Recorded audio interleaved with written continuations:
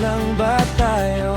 Sumagot ka lang ng oo, tapos biglang tatahimik. Dati ang haba ng kukwento sa buong maghapon. Ngayon okay naman na lang ang sagot. Di mo na kailangang sabihin pa, Kita ko na sa iyong mga mata, sinyales na ayaw mo na. di mo na kailangang itago pa. Ramdam ko rin na mga bago ka, sinyales na ayaw mo na.